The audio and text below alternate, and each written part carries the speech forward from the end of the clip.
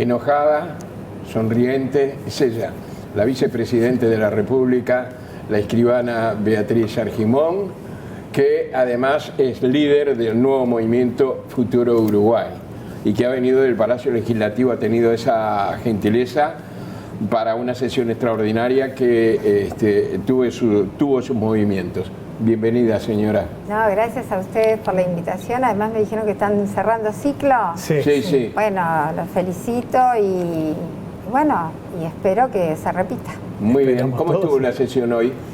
Bueno, dentro del marco de una sesión de características delicadas, en virtud que cuando se tratan cuestiones de fuero, obviamente son sesiones especiales. Y en ese sentido esta lo fue, porque... ¿Dura? Sí, fue dura, pero dentro de lo que implica el margen de debates naturales, es decir, dentro de lo previsible. Siempre uno plantea cómo puede ser una sesión, por dónde puede ir, y se desarrolló básicamente por donde transcurrió, o por lo menos hasta ahora, que sí, yo salí un momento, ¿no? Sigue. De acá vuelve al Palacio. Sí, estaba negociándose una declaratoria. Ahora, este es un tema realmente que cerramos el año y parece haber acaparado la atención de todos. Y hay muchas versiones, hay muchos trascendidos. Algunos uno supone que son reales, otros que pueden ser conjeturas. Hay publicaciones que han aparecido. Pero hay como una sensación de inseguridad con respecto a qué fue lo que pasó, lo que sucedió, qué está sucediendo y hasta dónde puede llegar. Y qué responsabilidad tiene o no tiene el gobierno nacional. Bueno, yo primero siempre lo aclaro porque me parece importante lo que he asumido, especialmente desde que ocupo este cargo de tanto honor, pero también de mucha responsabilidad. Cuando la justicia está investigando, yo soy partidaria de hablar poco porque me parece que hay que dejar trabajar a la justicia. ¿Por qué digo esto? Porque soy vicepresidenta de la República, presidenta del Senado de la República, formo parte de otro poder y tengo que ser muy cuidadosa porque está trabajando el otro poder en un tema muy sensible. Eso me gusta decirlo porque muchas veces, dentro de usted, ¿qué piensa? Lo que pienso es que hay que dejar trabajar a la justicia. Respecto al episodio en sí, obviamente es un episodio muy preocupante. Estamos hablando de todo lo astesiano, ¿verdad? De todo y pasaportes. Que obviamente... Y las amenazas. Claro, que va avanzando y no tiene una cantidad de aspectos información que un día sí y otro también, como en una suerte de capítulos de una telenovela, van apareciendo.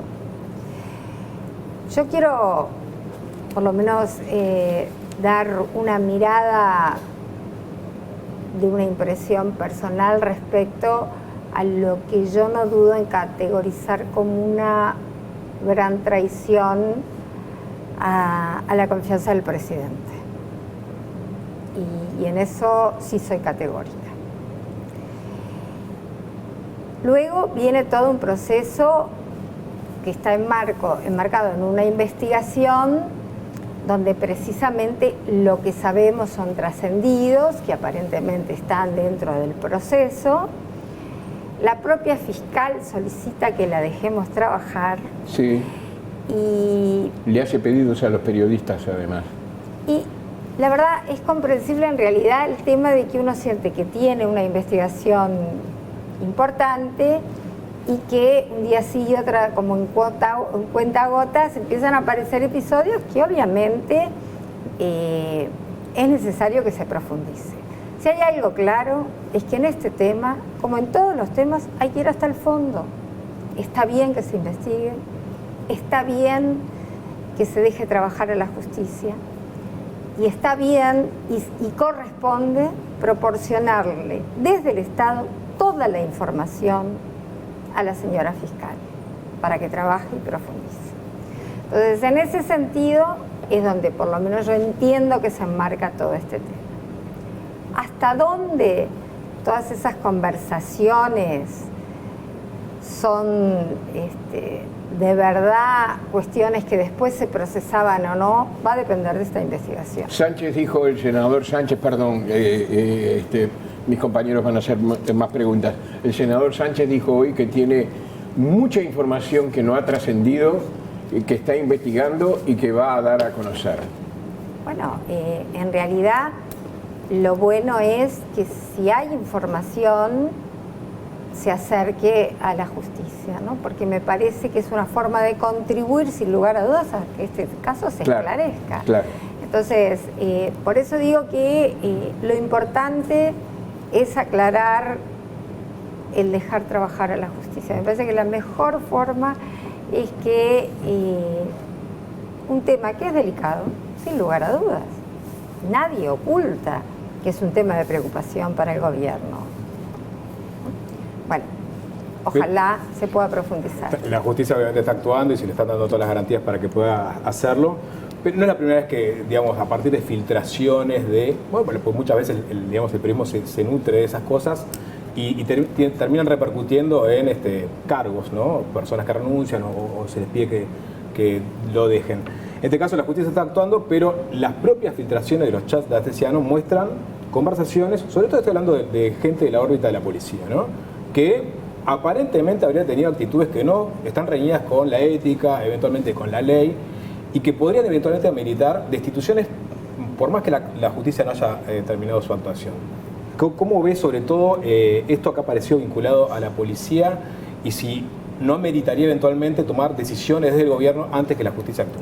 Yo no dudo que desde el Ministerio del Interior se vayan a tomar las medidas correspondientes, sin lugar a dudas, porque me parece que eso nos brinda, sin lugar a dudas, la garantía de que si efectivamente sucedió, se tomen todas las medidas que se tienen que tomar, y si hay algo que en realidad, o sea, porque como estamos manejándonos en un ambiente, yo no conozco los chats, si son de verdad, si no, si hay alteraciones, eso forma parte del expediente. Lo que sí me parece que si hay un mínimo indicio de que son ciertos, el Ministerio del Interior tiene que actuar. Por ahora el Ministerio del Interior ha respaldado, incluso ayer sacó un comunicado, donde no responde a alguna de las preguntas o interrogantes que se hacía la población, pero por ahora de alguna forma respalda el accionar de las personas involucradas, indagadas incluso por la justicia. Vamos a esperar.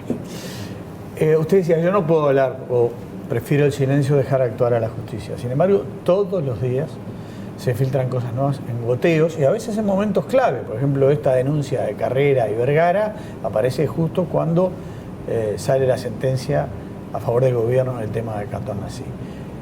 Cosa que llamó sorpresa. Bueno, entonces yo le pregunto, esas filtraciones que se gotean y se van dando acá y allá, ¿usted cree, como piensan algunos, que hay detrás también un operativo, alguien que está operando contra el gobierno, usando esto para operar contra el gobierno? Bueno, yo tendría que tener pruebas. A mí no me gusta hablar, pero lo que sí es cierto es que hay situaciones que uno siente que responden o parecen responder a alguna suerte de coincidencias que llaman la atención. Pero muchos medios han tenido acceso a los chats, ¿no? ¿No? Sí, Digamos, y cada uno lo va procesando de la forma. Sí, digo porque también se ha apuntado eventualmente contra la prensa. No es mi caso. No es contra, pero la fiscal ha dicho que de la fiscalía, porque y la fiscalía dijo que de ellos no salen, que hay otros operadores. Bueno, eso iba a decir, en los procesos tal cual están enmarcados, hay mucha gente... Hay posibilidades de acceso desde varios lados. O sea, no es el periodismo exclusivamente. No, obviamente que el periodismo recibe y muchas veces hay intencionalidades detrás de la gente que filtra, porque es casi que la regla del periodismo muchas veces recibir de personas que tienen intenciones, ¿no? De que eso se conozca, y bueno, el periodismo si entiende que es valioso para la población, interés general, lo publica, ¿no? Sí, vuelvo a decir, no son solo periodistas los que tienen acceso ni a partes del juicio que pueden ingresar, los abogados, al expediente, frente ahora que hay tanta tecnología, la nube, hoy me explicaban, ¿no? Porque el código y la nube, y bueno, yo la verdad no formo parte de quienes son nativos digitales y pueden entender fácilmente esas posibilidades de acceso, pero bueno, por eso digo, no es solo el periodismo, hay muchos actores. Argimón, hoy en el Senado, Da Silva decía, Astesiano no es el gobierno, pero ¿cómo separar? ¿Cómo afecta esto al gobierno y cómo afecta al presidente también? Bueno, sin lugar a dudas, el presidente ha sido afectado en primer lugar en lo personal. Y es verdad que desde el gobierno fue y es un tema de preocupación. A ver, a nadie escapa que algo que nos tiene hace 2 meses permanentemente teniendo que conocer a través de chat de una persona que en realidad no formaba parte de la estructura del gobierno, porque no formaba parte, porque tenía que ver con la custodia personal del presidente, pero nadie duda que esto nos ha preocupado y nos sigue preocupando. ¿Cómo nos afecta? Yo creo que va a depender de los resultados de la investigación, porque entre otras cosas uno observa cómo aparentemente todo este proceso se inició hace mucho tiempo y esta persona no estaría desde el origen mismo, según los datos que se van conociendo, así que por eso me parece que todavía hay mucho para conocer. Hoy el Ministerio de Defensa se anunció que suspendía una licitación que era de la empresa que habría pedido información de Vergara y Carrera. O sea que ya empiezan a tener repercusiones los propios chats, ¿no? La propia, para un poco poner en autos, sí. Porque aparentemente esta empresa nosotros teníamos información de que había participado en una licitación de ofrecimiento de vestimenta, botas militares. Luego, durante el transcurso de la sesión, conocimos que se presentó a una licitación de UTE que no pasó por el directorio, que no es un tema menor, y que el ministro de Defensa en conocimiento la frenó inmediatamente. Así que, como les decía, me parece que todavía hay cosas que vamos a seguir conociendo. Usted decía, el gobierno está aportando todo lo que puede para la investigación, lo ha destacado también la fiscal, pero se ha procesado una polémica por el hecho de que quedan excluidos las conversaciones por chat entre Astesiano y el presidente. Mire, yo le puedo asegurar que las conversaciones que tengan que ver con temas que tienen que aportar a la investigación, va a haber acceso. Todo lo que tenga que ver con la investigación se va a aportar. Aunque involucre al presidente, pero se excluyen las personales, digamos. Sí, esa es la obvia. La de la vida personal, obvio, que no hacen a la esencia de lo que se está investigando. Pero hay también una de las quejas que había de la Fiscalía, la fiscal en realidad es que no pueden garantizar que no se filtren. Claro, bueno, es uno de los temas a los cuales estamos asistiendo, que como decíamos hoy, hay mucha gente que puede acceder, no solo en este caso, digo, a otros. Esto porque obviamente tiene repercusiones públicas muy importantes. Bueno, creo que llegó el momento de hablar de Beatriz Argimón y Futuro Uruguay. Futuro Nacional. Ah, Futuro Nacional. Sí. Epa, bueno, perdón. Futuro Nacional nace ¿con qué idea, básicamente? Bueno, por suerte acá varios de ustedes hace muchos años que me conocen y yo siempre digo ahí, en determinados momentos de la vida política personal de actores políticos, donde uno puede ir planificando momentos, ¿no? Bueno, fui edil, después quiero ser diputado, después quiero ser senador, esas cosas que nos suele pasar a los actores políticos. En mi caso, en algún momento de mi vida lo hice, y luego, muy especialmente después que accedí a ser presidenta del directorio del partido, ya la lógica es diferente. Uno empieza a formar parte de un equipo y ahí tiene responsabilidades diferentes. Y en ese sentido, cuando yo accedí a ser candidata a la vicepresidencia, siendo presidenta del partido, no tenía ningún sector, ¿no? Era una alianza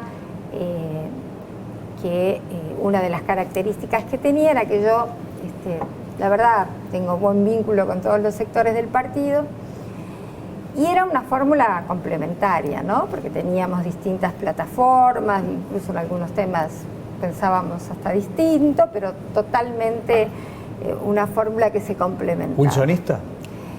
Sí, mi origen es wilsonista, y yo hablo de un estilo de hacer política también, ¿verdad?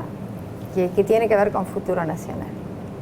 Entonces sentí que estoy en una etapa de mi vida que eso que yo siempre predico, la necesidad de abrir la base del Partido Nacional, un Partido Nacional más abierto, no con esas lógicas sectoriales tan fuertes como las que vivimos, que son muy importantes en la época de las internas, porque las estructuras en la época de las elecciones internas son muy importantes, pero hay una cantidad de aspectos que tienen que ver con la apertura indispensable de los partidos en el siglo XXI. Yo hace mucho tiempo, muy especialmente en la etapa de secretaria del directorio y vuelvo de presidenta, entiendo que hay que transitar. Entonces creo que llegó el momento de esto que siento que se tiene que hacer, lo haga con un sector que comparta esto que yo siento que es indispensable. ¿Lo que tiene que hacer es ser candidata a la presidencia? No, lo que tengo que hacer es liderar un grupo humano que siga de alguna manera esto que yo siento que es indispensable en el siglo XXI. ¿Puede ser candidata de un sector wilsonista? Digo, porque en esa escalera que hablaba hoy de la Edil en adelante, sí, o de Edila en adelante... Sí, fueron muchos años. No, lo que quiero decir es que el punto culminante parece ser la presidencia. Te vuelvo a decir, el punto culminante siempre es el lugar que a uno le corresponde en ese esquema, sí, que ya no es personal. Sí. Lo que sí es cierto es que cuando me preguntan, bueno, tú vas a ser precandidata, cosa que no descarto. A mí siempre me pareció que cuando alguien quiere ser candidato a algo, tiene que plantearse candidato para qué. ¿De qué depende eso? ¿Para qué querés ser candidato? ¿Qué es lo que querés con ese lugar que querés acceder? ¿No? Yo tenía claro que cuando quería ser diputada, quería para llevar políticas sociales como las que a mí me interesaban, el tema de los niños, las mujeres, bueno, todo lo que ustedes saben, que ha sido de alguna manera una agenda propia, que ya va conmigo.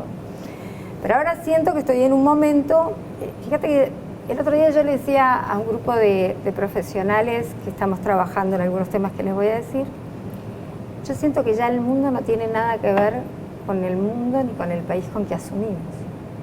Son tan rápidos los cambios, tan diferente muchos de los aspectos que tenemos que considerar y volcar en propuestas, que hace que cuando uno se plantee, bueno, ¿qué quiero hacer? También esté eso. ¿Quiero hacer para qué? Eso iba a preguntar, porque un movimiento wilsonista... Yo no lo... Y lo otro, mirá, y esto, perdonen, pero me parece muy importante y va con lo que tú decís. Sí.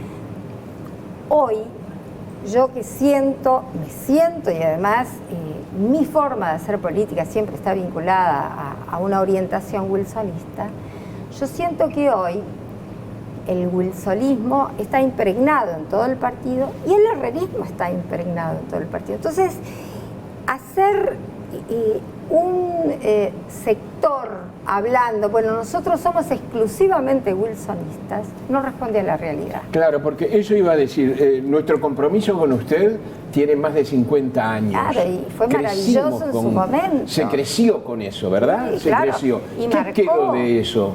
Marcó la vida del partido. Bueno, perfecto. No solo a los wilsonistas. Pero hoy. Yo creo que el wilsonismo tenía mucho que ver con cómo mirar el mundo y cómo mirar la militancia. Cuando Wilson Ferreira Lunati a mi generación nos decía, se milita todo el día y en todos lados. Y por ejemplo, quienes militábamos en la Secretaría de Asuntos Sociales del Partido Nacional, los que trabajábamos en nuestros gremios de estudiantes, de trabajadores, tenía una concepción cuando hablaba de la descentralización, de las políticas, cuando hablaba de alguna manera del tercer nivel de gobierno. Era una forma de pensar el país y la militancia. Entonces, yo creo que aquello que fue obviamente una expresión política muy fuerte, se transformó en una forma de hacer política, que es lo que por lo menos yo reivindico. Argemón, hablando de una forma de hacer política, ¿no? Se la conoce, por ejemplo, por haber sido una impulsora de la bancada femenina. Sí. Le ha tocado convivir en este quinquenio con Cabildo Abierto, que tiene posturas muy en la otra vereda de lo que usted pregona, ¿no? Incluso hay una diputada que estuvo celebrando el Día del Hombre hace poco. ¿Cómo ha sido convivir con expresiones tan diferentes a lo que Argimón históricamente ha representado? Con lo que representaba y siento que todavía represento, bueno, porque yo formo, y si no se diluye también esa forma de representar. Formo parte de un grupo histórico de mujeres, porque ahora es fácil hablar de los temas de las mujeres. Cuando nosotros surgimos, llevamos más de 30 años trabajando y era una forma de ver el tema de los derechos de las mujeres desde una realidad también diferente ahora. Eras una secretaria muy eficiente en ese tiempo. ¿Mujeres de Negro? Mujeres de Negro vino después. Lo primero que viene es, después de la CONAP, pero la Comisión de Mujeres, viene la Red de Mujeres Políticas, que celebraron 30 años, celebramos 30 años, yo fui una de las fundadoras con mujeres de todos los partidos políticos.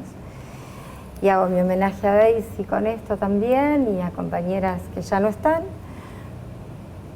Y después viene la bancada, primero la bancada femenina y después la bicameral cuando algunas de nosotras pudieron pasar al Senado. Entonces, en todo ese proceso, obviamente hubieron avances muy notorios desde el punto de vista legislativo y de denuncia. Yo no comparto que exista una ideología de género, cosa que sí hay gente que establece, yo no comparto. Yo sí creo en una perspectiva en las políticas públicas. Y voy concretamente a lo que tú me decís, ¿cómo coexistimos? Bueno, muy fácil. Nosotros, así como tenemos un compromiso sobre los temas en los que coincidimos, también las mujeres tenemos un compromiso con determinados temas, las mujeres de todos los partidos de la coalición, y esa es nuestra hoja de ruta. Lo demás, somos totalmente libres de pensar y de manifestar lo que sentimos. Es decir, esa es la forma de coexistencia, porque no somos un partido solo. Somos una coalición de gobierno que tiene una hoja de ruta negociada en aquello que coincidimos. ¿La oposición es la oposición que ustedes esperaban? Bueno, nunca sabés cómo puede plantearse una oposición. Yo fui oposición durante mucho tiempo y depende mucho de los vaivenes del gobierno que te toca como gobierno. La verdad, hay momentos que uno siente que desde el inicio mismo del gobierno hubo una oposición muy férrea. Primero yo pensé, especialmente en épocas de pandemia, que aquello que tenía que ver con un acostumbramiento de un partido que venía muchos años en el gobierno, acostumbrarse a hacer oposición, no es fácil, y que de alguna manera eso impedía por lo menos un relacionamiento habitual, muy especialmente en el primer año de gobierno, ¿no? Donde todo el mundo deja el gobierno, mucho más nuestro gobierno, que se enfrenta a los pocos días con la pandemia. Pero bueno, fueron las reglas del juego. Creo que el primer año fue una oposición dura. Argimón, hablaba de las políticas, hablaba de género, de que se ha avanzado, pero todavía los femicidios preocupan. ¿Se ha hecho lo posible? ¿Qué pasa con los juzgados de género que aún no se pueden instalar? Agradezco que me hagas esas preguntas. Nosotros sabíamos, y se están concretando, 3 juzgados, porque la Suprema Corte de Justicia entendía que era importante. Es más, esos 3 juzgados que salieron en el presupuesto. Falta Salto y Rivera. Los lugares, claro, y ahora te explico. Bien. No, y Paysandú. Y Paysandú. Se va a agregar uno más. El gran tema es que esos juzgados queríamos de alguna manera que tuvieran la infraestructura que se precisa, ¿no? San Carlos, que fue el primero, la verdad fue un proyecto fantástico porque además trabaja el Poder Judicial y el lugar, si se puede conseguir un lugar determinado público, ¿no? En el caso de los 2 equipos de arquitectos que trabajaron en San Carlos, la verdad, quedó muy bien ese juzgado. También digo que trabaja muy bien, pero está desbordado. O sea que la Suprema Corte, cuando vio ese lugar, evidentemente hacía falta un juzgado allí. Después se nos habló de Rivera y de Paysandú o Salto. El año pasado estuvimos con los representantes de Río Negro, el intendente, viendo la posibilidad que se hiciera un juzgado en lo que era un local de AFE. Se trabajó en planos, pero la verdad los costos no ameritaban la estructura que realmente se precisaba. Es decir, había toda una problemática que yo no sé explicar técnicamente, pero que hizo que la Suprema Corte de Justicia este año decidiera alquilar un local que pertenecía a una casa bancaria y allí va el próximo juzgado. El de Paysandú, el 20, si no me equivoco, de diciembre, en conjunto la Intendencia de Paysandú y el Ministerio de Salud, más la Suprema Corte, van a firmar un convenio de una casa que es de salud pública, donde iría este juzgado. Entramos en las últimas, Alfonso. Muy breve, tiene que ver con lo que había preguntado Diego, pero un poquito más allá. Hoy fue una nueva prueba que está haciendo una nueva prueba que está atravesando la coalición. Había gente que le anunciaba poca vida. ¿Está conforme cómo está funcionando la coalición? ¿Qué falta? ¿Falta un órgano de coordinación? ¿No falta? Yo no solo estoy conforme, sino que era de las que decía que el primer año era un año clave, por esto que, por lo menos basado en lo que era mi experiencia en la vida parlamentaria, implicaba todo un desafío. Partidos que no se conocían y que muchos de los legisladores que se iniciaban, por ejemplo, en la legislatura, no tenían actividad político-partidaria con experiencia, ¿no? Habían sido... Entonces, todo eso se daba en una legislatura donde encima a los 13 días teníamos una pandemia y donde además había una promesa electoral muy fuerte que tenía que ver con una ley de urgente consideración que lo habíamos prometido y el presidente quería tratarla porque quería cumplir con lo que se había dicho, que en el mes de abril iba a entrar una ley de urgente consideración que, como ustedes saben, tiene plazo y teníamos que cumplir. Y la verdad, fue un proceso de aprendizaje a todo vapor que, si ustedes ven, el primer año de gobierno fue un año inédito en producción legislativa. ¿Por qué? Y bueno, obviamente porque la pandemia requería una agilidad y una necesidad de adaptación a lo que estábamos viviendo, y la coalición, para mí es una mirada muy personal, en ese proceso tuvo un proceso de maduración que se dio antes, desde mi perspectiva, de lo que muchos pensaban. Obviamente que en el transcurso hay negociaciones duras, hay especialmente en temas que no formaban parte de ese camino que habíamos, del acuerdo y compromiso nacional que dimos a conocer al país. Pero, de hecho, hasta ahora la coalición viene trabajando, viene con lealtad de los partidos y de los sin lugar a dudas. Sin lugar a dudas. Lo que no significa que todo es color de rosa, porque tampoco en esto tenemos diferencias, las hablamos y llegamos a los acuerdos que tenemos que llegar. Incluso a la interna del partido, por ejemplo, hay visiones divergentes sobre un tema que ahora quizás queda un poco lateral, pero es el juicio político a Carolina Cose, ¿no? Promovido por la Junta de Montevideo. Usted se ha pronunciado que no le parecía lo correcto. ¿Hay forma digamos, de tener ese avance? A ver, cuando a mí me consultaron, yo soy siempre partidaria de la gradualidad en las medidas que vamos tomando, ¿no? No solo en este caso. En general me parece que llegar a un juicio político es una decisión muy importante que cualquier bancada toma, me parece, ponderando una cantidad de aspectos, y la verdad lo sigo sosteniendo. Respecto al trámite parlamentario, bueno, la independencia de los parlamentarios, en este caso como en cualquier otro, yo la reivindico, ¿no? Es un caso que llega y va a ser fruto de otras negociaciones dentro del Parlamento. Todavía no está como para ser considerada, pero obviamente va a ser los legisladores de la comisión respectiva quien decidan ese tema. Señora, ha sido un gusto recibirla. Feliz año, porque nosotros nos estamos despidiendo también, ahora vamos a decir algo, por esta temporada. Le deseamos mucho éxito. Muchas gracias. Y espero que de pronto... ¿Me permite un desliz? ¿Cómo no? Me encanta que una hincha de Peñarol le ponga a su sector Futuro Nacional. ¿Te gusta? Me encanta, realmente me encanta. Viste que yo sí soy biológicamente optimista, sí. Sí. Así que... Está muy bien, está muy bien. Una broma, por supuesto. No. Gracias, Beatriz. No, un placer estar con ustedes y bueno, y mucha suerte. Mucha suerte para ti también.